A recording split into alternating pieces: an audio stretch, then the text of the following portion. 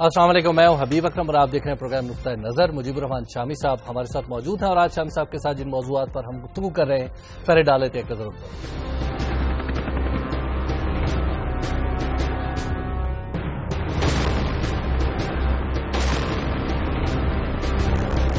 दहशत गर्दों पर ज़रबे अज़्म, मुल्क भर में security high alert.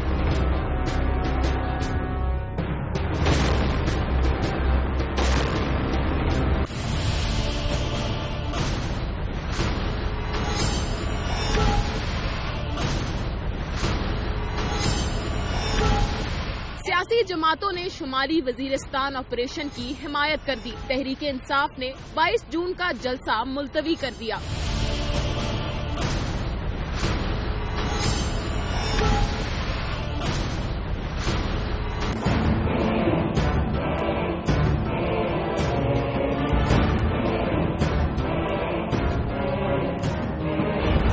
General Parvez Musharraf के खिलाफ हुकूमत की सुप्रीम कोर्ट में अपील की जल्द समाअत की दरख्वास्त।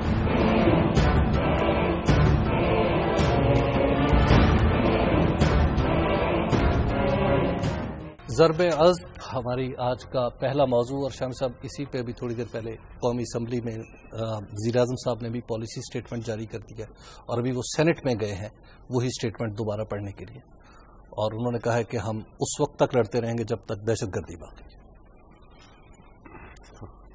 हाँ जी, ऑपरेशन का तो आगाज हो गया है और शुमाली वजीरिस्तान जो है उसमें हमारी फौजी दस्ते जो हैं वो हरकत में आ गए और फजाइया भी नाकाबंदी भी कर दी गई, कई इलाकों का मुहासरा भी कर लिया गया और पहले 2 दिन के अंदर 120 से ज्यादा हलाकतें हुई हैं। ये एक दुख की घड़ी है, कोई मुसर्रत का मुकाम नहीं है। अगर आपको अपने मुल्क के अंदर इस तरह का ऑपरेशन करना पड़े इतनी शिद्दत का, तो इस पर कोई मुसर्रत का इजहार तो नहीं किया जा सकता। ठीक, ये एक मजबूरी का सौदा है। तो हमारे जिन हजरात ने हथियार उठाए थे उनके साथ मुज़ाकरात की कोशिश की गई और तमाम सियासी जमातें इकट्ठी हुई, फौजी क़यादत भी उसमें शरीक थी। उस वक्त general Ishfaq Parvez Kiani chief of army staff थे और हुकूमत को ये मैंडेट दिया गया कि वो इन तमाम गुरोहों से मुज़ाकरात करे जो इंतहा पसंद है। बिल्कुल। तो फिर तालिबान के साथ मुज़ाकरात का आगाज हुआ, बहुत कुछ तनकीद भी उस पर हुई। लोगों ने कहा ये तो बैंड ऑर्गेनाइजेशन है, उससे कैसे बातचीत होगी, कहाँ होगी, लेकिन बाहर, और किसी ने कहा कि ये खुली बातचीत नहीं होनी चाहिए, खुफिया होनी चाहिए। बहरहाल बातचीत शुरू हो गई। हुकूमत ने एक कमेटी मुकर्रर की, फिर तालिबान ने एक कमेटी मुकर्रर की, फिर हुकूमत की कमेटी में खंडत पड़ी, फिर दूसरी कमेटी मुकर्रर हुई। बहरहाल बातचीत हुई तो सही लेकिन आगे नहीं बढ़ी। ठीक, अब इसकी तफसीलात तो हमारे इल्म में नहीं है कि किस मुकाम पर किस फरीक ने क्या ऐसी बात की जिससे मामला आगे नहीं बढ़ सका। लेकिन ये जरूर याद रखिए कि मुज़ाकराती अमल जारी था कि हमारे 23 जो जवान थे, बिल्कुल सिक्योरिटी फोर्सेस के, जो तहवील में थे तालिबान की, उनको तहवील में कत्ल कर दिया गया। इससे जज्बात बहुत बरफरोख्ता हुए लेकिन फिर भी बातचीत टूटी नहीं और बिलाखिर मामला रुक गए और जना टर्मिनल जो है यानी कराची एयरपोर्ट, उस पर जो हमला हुआ है उसने फिर जब्त के और सब्र के सारे बंद तोड़ दिए। और शुमाली वजीरिस्तान के बारे में यह कहा जा रहा था कि ये तमाम जो शिद्दत पसंद हैं ये वहां जमा है, इनकी कमीन गाहें हैं जी। तो इस्लामिक मूवमेंट ऑफ उज़्बेकिस्तान कह लीजिए, अल कायदा कह लीजिए, तहरीक तालिबान पाकिस्तान के बाद ऐसे अनासर जो जंग पर बिलीव करते हैं वो कह लीजिए, तो बहुत से गिरोह यहां اپنی اپنی پناہگاہ بنا کر وہاں بیٹھے ہوئے تھے. ٹھیک. تو پھر فیصلہ ہوا ہے, اس پر حملہ شروع کر دیا گیا ہے. شام صاحب یہ فیصلہ کس نے کیا؟ یہ بات فیصلہ تو ظاہر ہے اس نے ہی کرنا ہے جس کو فیصلے کا اختیار دیا گیا ہے. اچھا, وہ کون ہے؟ ایک بات سیاسی قیادت ہے وہ, سیاسی قیادت وزیر اعظم پاکستان اس ملک میں. اچھا. ان کے حکم پر ہی یہ فوج حرکت میں آ سکتی ہے. اور آئی ایس پی آر نے جو پریس ریلیز جاری کی اس میں یہ واضح کر دیا گیا تھا کہ حکومت کی ہدایت پر فوج نے اپنا فرض ادا کرنا شروع کر دیا. ٹھیک. اور ظاہر ہے کہ ایسا تو نہیں ہو سکتا کہ بھئی فوج اپنے طور پر اپنے دستے روانہ کر دے. پروفیسر ابراہیم صاحب جو تھے وہ کل ٹی وی پہ پروفیسر ابراہیم صاحب کو تو ان کے آپ چھوڑیے, اس کو کوئی ایسے کوئی شخص نہیں ہے کہ اس بارے میں ان کی رائے کو کوئی اہمیت دی جائے, یا کوئی ایسے کو باخبر شخص تو نہیں ہے نا. ایک اپوزیشن پارٹی کے لیڈر ہیں اور طالبان کے نمائندے بھی ہیں. انہوں نے مذاکرات کے لیے ان کو مامور کیا. جی. تو ان کی کسی بات پر اعتبار کر کے اس پہ یقین نہیں کیا جا سکتا. ٹھیک.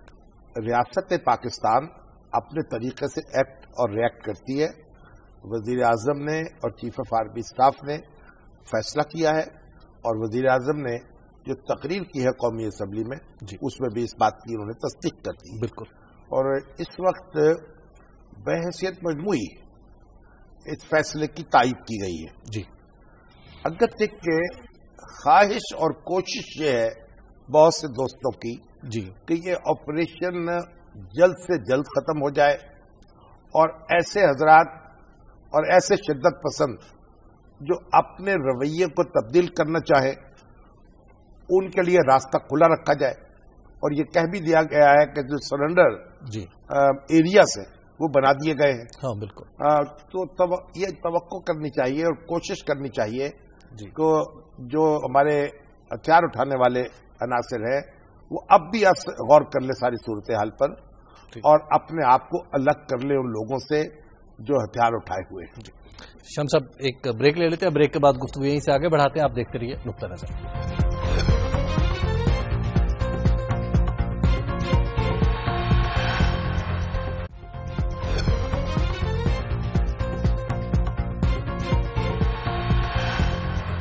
نقطہ نظر میں ایک بار پھر خوش آمدید.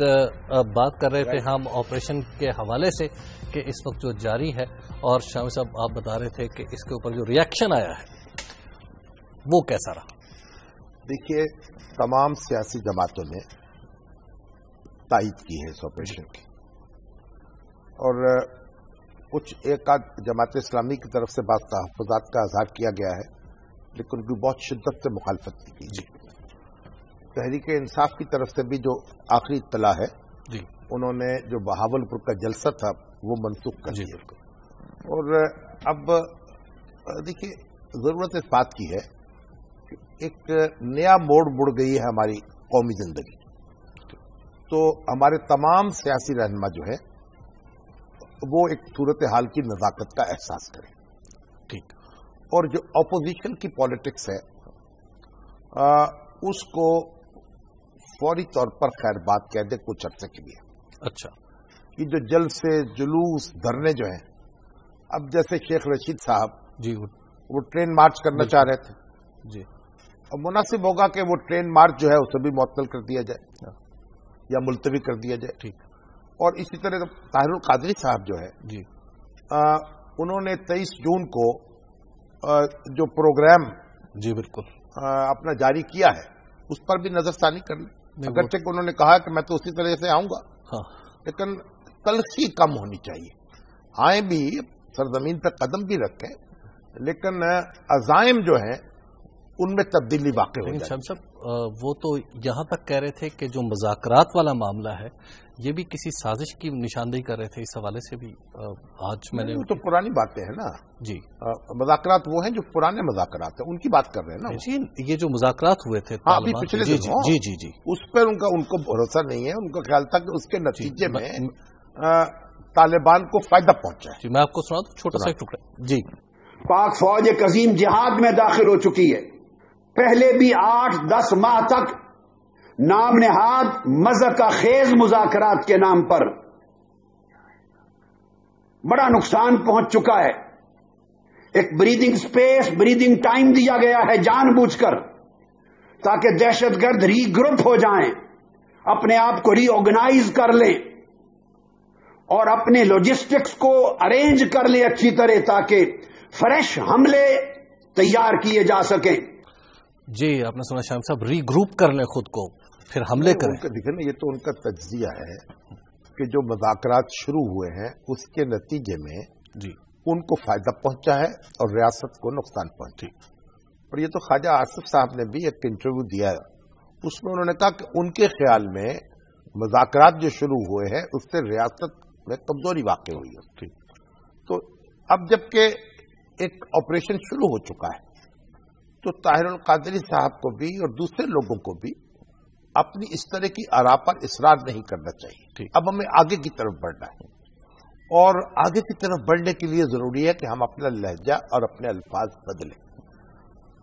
یہ جو کہنا کہ بھائی طالبان، دیکھیے یہ جو کشمکش ہے یہ تو برسوں سے جاری ہے، بالکل کل کی بات تو ہے نہیں. جو 10 سال میں وہ ری گروپ نہیں کر سکے یا کر چکے، اور 10 سال میں جو وسائل اکٹھے کر سکے اس میں کیا ہے 2-4 مہینے میں اس میں کیا وفا ہونا تھا اور کیا کمی ہونی تھی. تو یہ مبالغہ ہے، لیکن بہرحال ہر شخص کو اپنی رائے رکھنے کا حق حاصل ہے. حضرت طاہر القادری صاحب بھی اپنی رائے رکھ سکتے ہیں، ان کو مجاز ہے اس کے، مگر ان سے گزارش یہ ہوگی کہ اب ذرا بدلے ہوئے حالات میں اپنے لہجے میں ذرا غور کریں، نظرثانی کریں. شام صاحب، ایک بات کہی جا رہی ہے کہ اس آپریشن نے گورنمنٹ کو ایک تھوڑا سا ریلیف بھی دے دیا ہے فرام پولیٹیکل پریشر. نہیں، اب دیکھیں ریلیف دے دیا ہے، بالکل ملنا چاہیے ریلیف.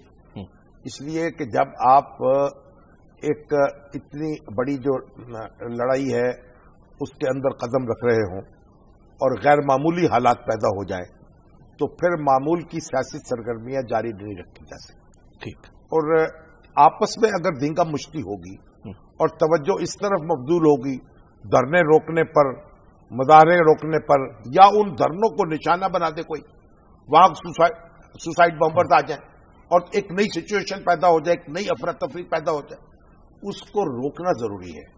اور اس وقت جو پبلک گیدرنگز، اس طرح کی گیدرنگز ہیں، وہ نقصان دہ ہو سکتی ہیں، ان کے تباہ کن اثرات ہو سکتے ہیں، ان سے گریز کرنا ہوگا. ٹھیک. تو شام صاحب، اب یعنی گورنمنٹ کو جو آپ دیکھیے اس سے مومنٹم ٹوٹا، عمران خان صاحب کی جو تحریک کا، اس سے مومنٹم ٹوٹتا نظر آ رہا ہے، جیسے آپ کہہ رہے ہیں طاہر القادری صاحب کا. تو اس کا مطلب ہے گورنمنٹ کی سارے پولیٹیکل اپوننٹس اس وقت اس کی سائڈ پہ آ گئے. نہیں، ایک ہی نقطہ نظر ان کا ہو گیا، کیونکہ حکومت پر طاہر القادری صاحب کا دباؤ تو یہ تھا کہ یہ کچھ کر نہیں رہی دہشت پسندوں کے خلاف. اور طاہر القادری صاحب تو طالبان کے سخت اور شدید مخالف ہیں. باقاعدہ ان کی کتاب چھپ چکی ہے، فتویٰ ان کا منظر عام پر آ چکا ہے، پوری دنیا میں اس کی پذیرائی ہوئی ہے. تو ان کا تو نقطہ نظر بڑا شدید ہے. تو اس لیے اچھا، عمران خان صاحب جو ہیں وہ مذاکرات کی بات کرتے تھے، مذاکرات کو وقت دینا چاہتے ہیں. ان کا دھاندلی والا جو دیکھیں نا، آج بھی ان کی رائے یہ ہے کہ بھئی جو مذاکرات شروع کرنا چاہتے ہوں ان لوگوں کے ساتھ مذاکرات کیے جائیں. اسی طریقے سے پیپلز پارٹی ہے، MQM ہے، یہ تمام لوگ جو تھے، ANP ہے، مذاکرات سے کوئی اچھی توقع نہیں رکھتے تھے. مسلم لیگ قاف جو ہے وہ کوئی مذاکرات سے کوئی بہت زیادہ امیدیں نہیں لگائی ہوئی تھی. تو یہ سارے دیکھیے، ایک شکوہ یا ایک اعتراض حکومت پر یہ بھی تھا کہ یہ شدت پسندوں کے مقابلے میں نرمی کا مظاہرہ کر رہی تھی. اور یہ خبریں آ رہی تھی کہ فوج یہ چاہتی ہے کہ اینٹ کا جواب پتھر سے دیا جائے. اور یہ ایک مورد الزام ٹھہرایا جا رہا ہے. تو اب اگر یہ معاملہ ختم ہو گیا ہے اور حکومت جو ہے، چلیے مان لیجئے حکومت ان اعتراض کرنے والوں کی صف میں آ گئی ہے، تو پھر اس پر غور تو کرنا چاہیے. اچھا شامی صاحب، جو بیک اینڈ پہ ہم اپنے میئرز لے رہے ہیں، مثال کے طور پہ کراچی ہم نے آلموسٹ فوج کے حوالے کر دیا. دیکھیے ہم اس میں ہم کوئی دفاعی ماہرین نہیں ہیں، ہم کوئی امن و امان قائم کرنے کے ماہرین نہیں ہیں، نہ ہم ہماری کوئی جرنیلی شان رکھتے ہیں. ٹھیک ہے نا. ہمیں یہ اب دیکھنا ہے اور دفاعی اداروں پر اور حساس اداروں پر چھوڑ دینا ہے معاملہ. وہ جو کچھ کر سکتے ہیں کریں، اور جہاں کوئی خامی نظر آئے اس کی ہم نشاندہی کرتے ہیں. اب یہ اسلام آباد میں بھی فوج آئی ہے، کراچی میں بھی آئی ہے، مختلف مقامات پر اور بھی بلائی جا سکتی ہے، یعنی جہاں جہاں. لیکن یہ جو معاملہ ہے نا، یہ جس طرح کی لڑائی ہمیں درپیش ہے، جی جی، یہ ایک دیکھیے یہ گلہری کی اور ہاتھی کی لڑائی ہے. اچھا، یہ جو شدت پسند ہیں، جو گریلا ایکٹیویٹیز کرتے ہیں، وہ کہیں سے بھی نمودار ہو کر کوئی کارروائی کر سکتے ہیں. تو جو تنصیبات کی حفاظت تو اپنی جگہ لازم ہے، لیکن ہمیں یہ نہیں سمجھنا چاہیے کہ کسی جگہ کوئی ایسی بات نہیں ہوگی جو ہم پر گراں گزرے. ٹھیک، ہمیں بدترین کے لیے بھی تیار کر رہنا چاہیے جی. اور بہترین کی توقع رکھنی چاہیے. شام صاحب، کتنا عرصہ آپ کو چلتا نظر آ رہا ہے یہ آپریشن؟ نہیں، یہ تو جب جتنا ضروری ہو، جب تک ضروری ہو. اچھا، اور دیکھیے، ہمیں اپنے ملک میں قانون کی حاکمیت تو بہرحال قائم کرنی ہوگی. اس کی کوئی، وگرنہ ہم اپنا شرازہ منتشر ہونے سے نہیں بچا سکیں گے. مدت کا تعین نہیں ہو سکتا؟ نہیں، مدت کا تعین ہم نہیں کر سکتے. شام صاحب، ایک بریک کا وقت آ گیا. بریک کے بعد گفتگو یہیں سے آگے بڑھاتے ہیں. آپ دیکھ رہیے نقطہ نظر.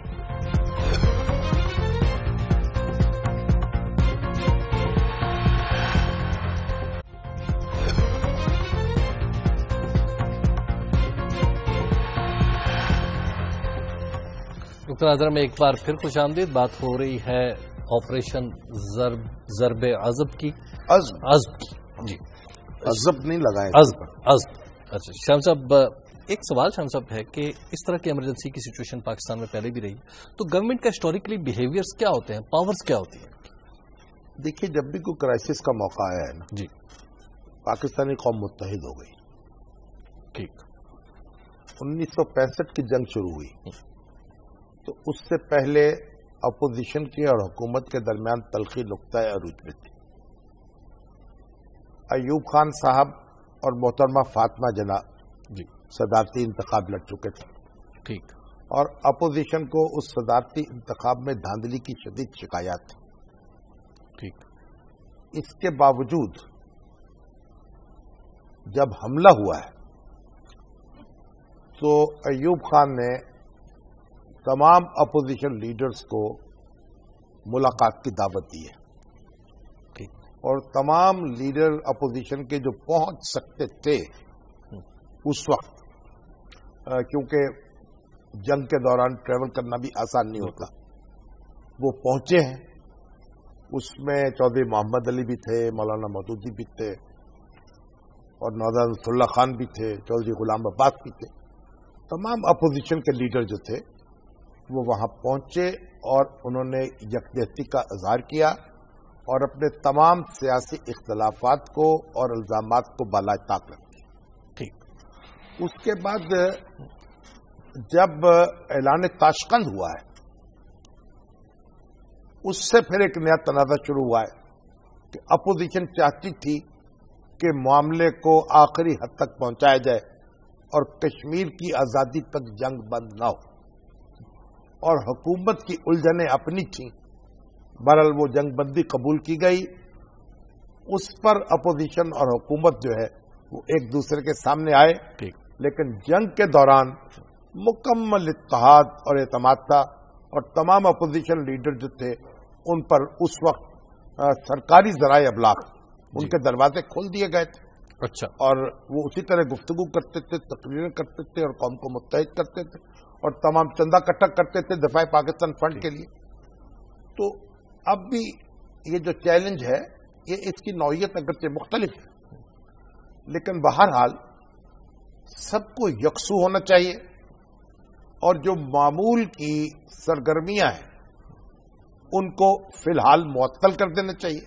ٹھیک. لڑائی کرنے کے لیے تو عمر پڑی ہے اس وقت، اور وزیر اعظم کو چاہیے کہ وہ اپوزیشن کے لیڈرز جو ہیں ان کو دعوت دیں ملاقات کی، اجتماعی طور پر دیں یا انفرادی طور پر دیں، باری باری مل لیں. ان کے پاس جانا پڑے تو ان کے پاس جائیں، ان کو بلانا پڑے تو ان کو بلائیں. اور ہمیں ایک ایسا ثبوت دینا چاہیے اتحاد کا اور یگانگت کا. شام صاحب، سوسائٹی میں آپ کو وہ یکسوئی نظر آتی ہے؟ ہاں، سوسائٹی میں تو میں سمجھتا ہوں کہ بہت حد تک یکسوئی ہے. ایک بڑا کنفیوژن رہا ہے، اختلاف رائے رہا ہے، لیکن یہ جو وارداتیں ہوئی ہیں، جو 23 ہمارے جو سیکورٹی فورسز کے جوان تھے ان کو حالت قید میں جب قتل کیا گیا، اس نے دلوں کو بری طرح سے زخمی کیا. اور ابھی بھی جب آپ دیکھتے ہیں کہ فوجی جوانوں پر حملے ہوتے ہیں, ہمارے 2 دیکھیے ابھی کرنل جو ہیں وہ مارے گئے, اور ابھی جنا ٹرمینل پہ حملہ ہوا ہے, اور اس کے نتیجے میں ایک جو رد عمل ہے وہ میں تو جہاں جاتا ہوں اس رد عمل کو دیکھتا ہوں. تو جو لوگ شدت پسند ہیں ان کو بھی اثر نو جائزہ لینا چاہیے. دیکھیے قوم سے کٹ کر کوئی کامیابی حاصل نہیں کی جا سکتی.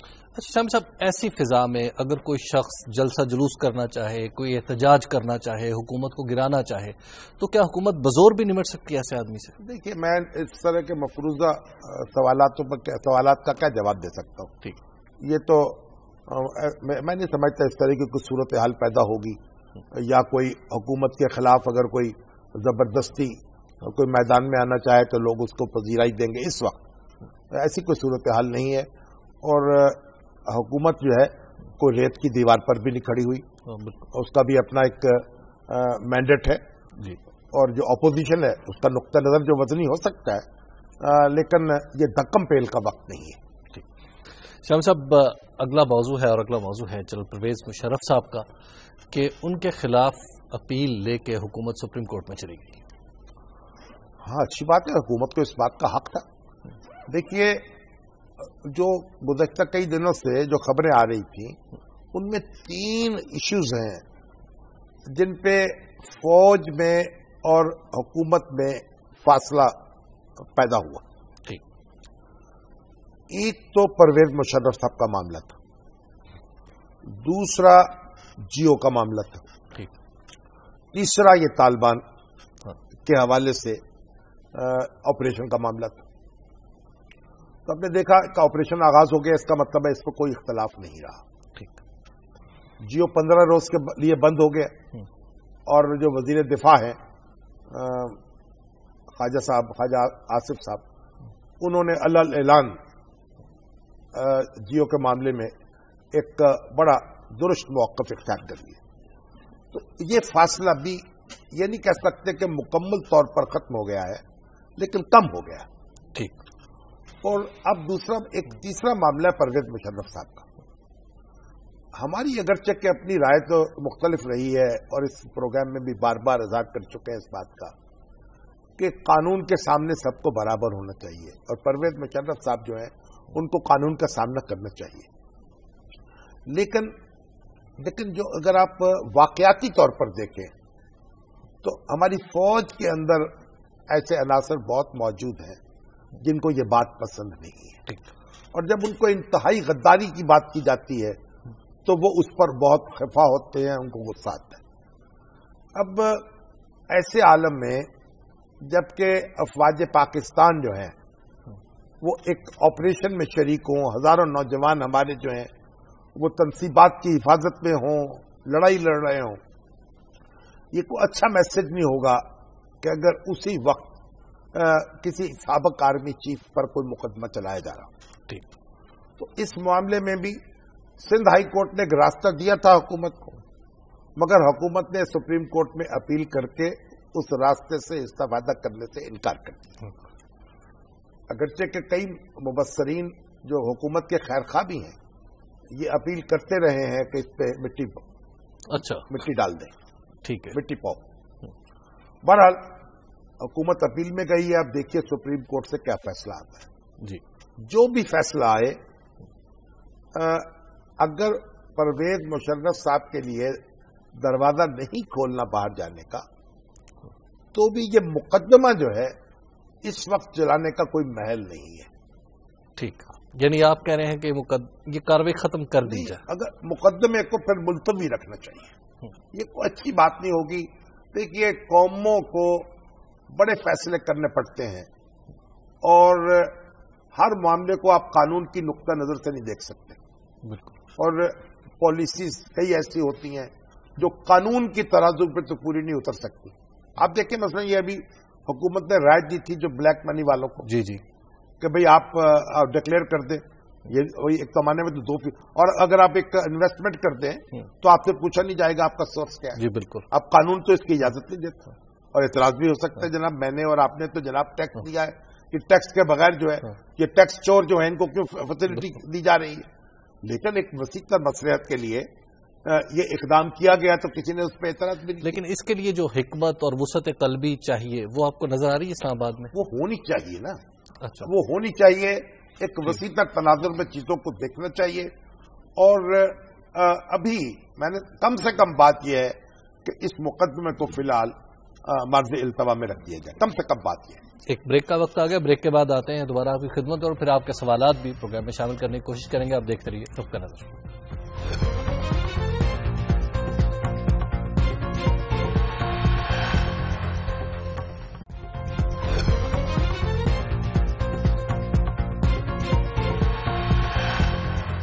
نقطہ نظر میں ایک بار پھر خوش آمدید. یہ سیگمنٹ ہے آپ کے سوالات کا. اور شامی صاحب ایک سوال ہے, بڑا طویل سوال ہے اور کچھ فیکٹس کے ساتھ ہی انٹرنیٹ پہ گردش کر رہے ہیں. مجھے بھی کچھ لوگوں نے ای میل کیا, آپ کو بھی ڈیفینیٹلی آئی ہوگی. یہ ای میل ہے مبشر لقمان صاحب پر لگنے والی پابندی کے حوالے سے اور شوکت صدیقی صاحب کے حوالے سے, جو جج ہیں جنہوں نے پابندی بھی لگائی. ان کے بارے میں کچھ فیکٹس ہیں. وہ ممتاز قادری صاحب کے حوالے سے انہوں نے بات کی کہ ممتاز قادری کو چوم رہے ہیں, تصویر بھی ہے ساتھ, لال مسجد کے لوگوں سے ان کا تعلق بتایا گیا ہے اور اس طرح کے کئی الزامات ہیں. اور یہ کہا جا رہا ہے کہ دراصل ان کے لیے ایکسیپٹیبل نہیں ہے میڈیا کی آزادی, جس کی وجہ سے انہوں نے مبشر لقمان کو اپنا نشانہ بنا دیا. دیکھیے, پہلی بات تو یہ ہے کہ جسٹس شوکت عزیز صدیقی صاحب جی کا جو فیصلہ ہے وہ ہائی کورٹ کا فیصلہ ہے. یہ ہمیں سمجھ لینا چاہیے. ٹھیک, کسی بھی جج کا جب کوئی فیصلہ ہوتا ہے تو عدالت کا فیصلہ ہوتا ہے, وہ شخص کا فیصلہ نہیں ہوتا. اچھا, اور عدالت کے فیصلے کے خلاف اپیل کا حق ہوتا ہے. ہائی کورٹ جو فیصلہ کرتی ہے اس کے خلاف سپریم کورٹ میں اپیل کی جا سکتی ہے. تو شوکت عزیز صدیقی صاحب نے مبشر لقمان صاحب پر پابندی لگائی کہ وہ ٹیلی ویژن کی سکرین پر نمودار نہیں ہو سکتے جی, کیونکہ انہوں نے عدلیہ کے خلاف ایک پروگرام کیا ہے.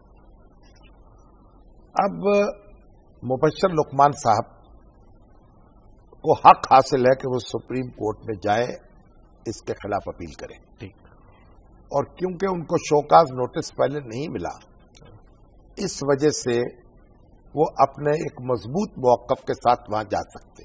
ٹھیک, ایک عدالت کے فیصلے کے خلاف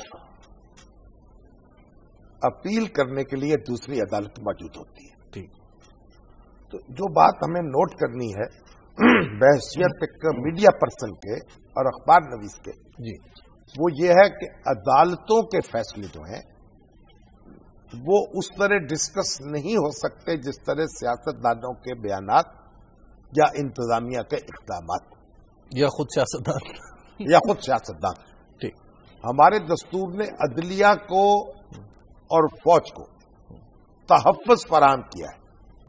ہمارے جو آرٹیکل 19 ہے جو آزادی اظہار کو واضح کرتا ہے, اس کے پیرامیٹرز کو, اس میں پابندی لگائی گئی ہے. آپ لوگوں کو تشدد پر نہیں اکسا سکتے, آپ آرم فورسز کی حتیٰ کہ آپ ان کی تحقیر نہیں کر سکتے, آپ توہین عدالت کا ارتکاب نہیں کر سکتے.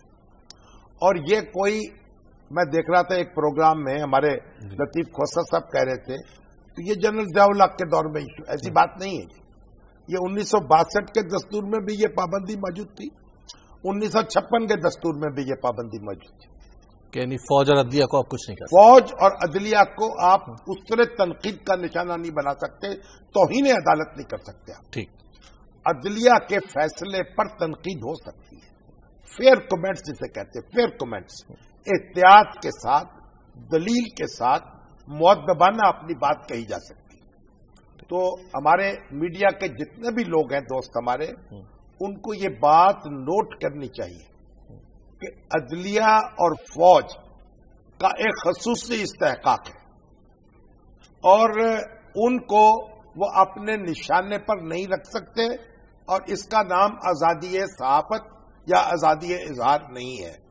ٹھیک, یہ ایک بات. جی, دوسری بات یہ ہے کہ جب کسی عدالت کے فیصلے کے خلاف कोई यानी इख्तलाफ हो, तो दिल में उबाल हो, दूसरी अदालत में जाइए, अपना मौक़िफ़ पेश कीजिए। मुबश्शिर लुकमान साहब का जो मामला है उस पर किसी राय का इजहार किए बगैर, क्योंकि वो एक बड़ी कंट्रोवर्सी है जी, बिल्कुल, एक उनकी और मीर शकीलुर रहमान साहब के दरमियान भी है। हाँ। लेकिन ये जो उनका मामला है, ये अदलिया के मामला है और मुबश्शिर साहब का मामला है। ये जरूर कहा जाएगा कि किसी शख्स को सफाई का मौका दिए बगैर या नोटिस जारी किए बगैर उसके खिलाफ कोई कार्रवाई नहीं होनी चाहिए। ठीक, ये तकाजा है इंसाफ का। बिल्कुल। लेकिन अदालत ये समझ सकती है कि अगर मसलन मैं एक प्रोग्राम कर रहा हूं, मैं इसमें बैठक गुफ्तगू कर रहा हूं, तो उस गुफ्तगू पर मुझे नोटिस दिए बगैर भी कार्रवाई हो सकती। अदालत की राय होगी कि रिकॉर्डेड स्टेटमेंट है, उसमें क्या पूछ रहा है। हाँ। तो बहरहाल ये सारी बातें अदालत के फोरम पर ही डिस्कस होनी चाहिए। शौकत कोई साहब है, शौकत अली सिद्दीकी साहब शोहदा फाउंडेशन में अगर लाल मस्जिद के वकील रहे हैं तो वकील रहने में कोई मजाक नहीं, कोई मिसकंडक्ट नहीं। ठीक है। और अगर कोई सब समझता है, अगर हत्ता के किसी वो कादरी जो है जी, उनको मुंह चूम लिया, फर्ज कीजिए अगर दुरुस्त भी है, तस्वीरें भी बनाई जा सकती, तो मुंह चूम लिया, उसमें भी कोई मजाक नहीं किसी। ठीक, आप देखिए जहां तक अदालतों से सजा पाने वाले कितने मुल्जम हैं जिनको लोग शहीद बना के फिरते। तो इसलिए हाँ, अगर किसी भी जज के खिलाफ कोई शिकायत है तो आप सुप्रीम जुडिशियल काउंसिल में जाइए। अब तो हर शख्स जाके वहां दरखास्त दे सकते। अदालत को हम जेर बहस नहीं लाएंगे अपने प्रोग्रामों में, और उस तरह तनकीद नहीं करेंगे और उस तरह जबान दराजी नहीं करेंगे जिस तरह हम दूसरे महकमों के बारे में और शोबों के बारे में करते रहते हैं। दलेरी दिखाना चाहते हैं तो अदालत चले जाए ना, दलेरी दिखाने का ये बहल नहीं है। बड़े मुकामात हैं और बहुत बुराइयां इस मुल्क में हैं। इंतजामिया मौजूद है, अदलिया मौजूद है, माफियाज मौजूद हैं और तंजीमें मौजूद हैं, लिसानी है, फिरका वाराना है, दहशत गर्दाना है, अलहदगी पसंद है, सारी मौजूद है। उनसे शौक फरमाइए और उनसे मत्था लगाइए। सर, जब हमारे आज के प्रोग्राम का वक्त खत्म हो गया, ये सवाल जो है ये एक सवाल नहीं, ये उम्बुल सवाल है, बहुत सारे लोगों ने पूछा हुआ है, तो लिहाजा उन सब का जवाब हमारे जो नए नए बच्चे हैं, हमारे भाई हैं, उनको जरा देखना चाहिए, कुछ दस्तूर भी पढ़ना चाहिए। ठीक, और अपनी हदूद का उनको खुद तयन करना चाहिए। ठीक, अपने नाज़रीन से इजाजत, कल फिर मुलाकात होगी आपसे। अल्लाह के बाद।